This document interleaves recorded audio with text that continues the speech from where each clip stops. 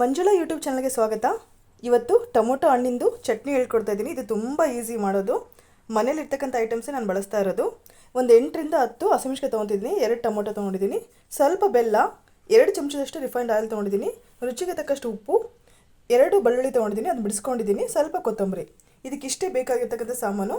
ಟೊಮೊಟೊನೂ ಹಸಿಮೆಣಸಿನಕಾಯಿನೇ ಎಣ್ಣೆ ಹಾಕ್ಬಿಟ್ಟು ಚೆನ್ನಾಗಿ ಹುರ್ಕೋಬೇಕು. 2 ಟೊಮೊಟೊನೂ ಹಸಿಮೆಣಸಿನಕಾಯಿನೂ ಎಣ್ಣೆ ಹಾಕ್ಬಿಟ್ಟು ಹುರ್ಕೊಂಡಿದ್ದೀನಿ. ಈಗ ಸ್ವಲ್ಪ ತಣ್ಣಗಾಗಿದೆ, 2 ಸೆಕೆಂಡ್ ಬಿಡಬೇಕಿದ್ನ. ಬಿಸಿ ಇರುವಾಗಲೇ ರುಬ್ಬಾರ್ದು, ಚಟ್ನಿ ಟೇಸ್ಟ್ ಬರಲ್ಲ. ಈಗ ಮಿಕ್ಸರಿಗೆ ಹಾಕೋಣ. ಮಿಕ್ಸರ್ ಜಾರಲ್ಲಿ ಹಾಕ್ಕೊತಾ ಇದ್ದೀನಿ. ಮೊದಲಿಗೆ ಹಸಿಮೆಣಸಿನಕಾಯಿ ಹಾಕ್ತಾಯಿದ್ದೀನಿ, ಮತ್ತು ಟೊಮೊಟೊ ಹಾಕ್ತಾಯಿದ್ದೀನಿ, ಬೆಳ್ಳುಳ್ಳಿ ಹಾಕ್ತಾಯಿದ್ದೀನಿ, ಸ್ವಲ್ಪ ಕೊತ್ತಂಬರಿ ಕೂಡ ಹಾಕ್ತಾಯಿದ್ದೀನಿ, ರುಚಿಗೆ ತಕ್ಕಷ್ಟು ಸ್ವಲ್ಪ ಉಪ್ಪು. ಇದಕ್ಕೆ 1 ಸ್ಪೂನಷ್ಟು, 1 ಟೀ ಚಮಚದಷ್ಟು ಬೆಲ್ಲದ ಪೌಡ್ರ್ ತೊಗೊಂಡಿದ್ದೀನಿ. ಬೆಲ್ಲ ಕುಟ್ಬಿಟ್ಟು ಹಾಕ್ಕೊಳ್ಳಿ. ಈಗ ಮಿಕ್ಸರ್ ಮಾಡೋಣ. ಇದಕ್ಕೆ ನೀರು ಜಾಸ್ತಿ ಇಡಿಸೋಲ್ಲ, ಯಾಕಂದರೆ ಟೊಮೊಟೊ ರಸ ಕೂಡ ಇರುತ್ತೆ. ಒಂದು ಅರ್ಧ ಲೋಟ, ನಾವು ಟೀ ಕಪ್ಪಲ್ಲಿ ಕುಡಿತೀವಲ್ಲ, ಒಂದು ಅರ್ಧ ಲೋಟ ನೀರು ಹಾಕ್ಬಿಟ್ಟು ಮಿಕ್ಸರ್ ಮಾಡೋಣ. ಚಟ್ನಿ ಥರ ನೀರು ಇಷ್ಟ ಆದರೆ ಸಾಕು. ಈಗ ಫಸ್ಟಿಗೆ ಒಂದು ಸಾರಿ ಗ್ರೈಂಡ್ ಮಾಡೋಣ, ಆಮೇಲೆ ನೀರು ಹಾಕ್ತೀನಿ. ಇದು ಟೊಮೊಟೊ ಚಟ್ನಿ. ನೀರು ಹಾಕ್ತಲೇ ಈ ರೀತಿ ರುಬ್ಕೋಬೇಕು.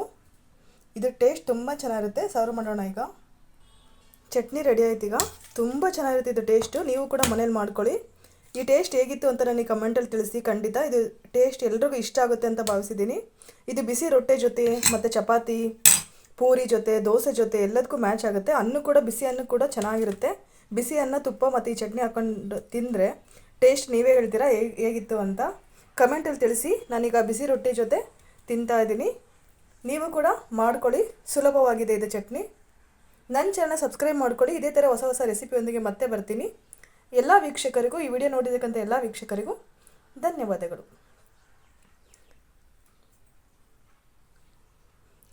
ಈ ವಿಡಿಯೋ ನೋಡಿರ್ತಕ್ಕಂಥ ಎಲ್ಲ ವೀಕ್ಷಕರಿಗೂ ಧನ್ಯವಾದಗಳು.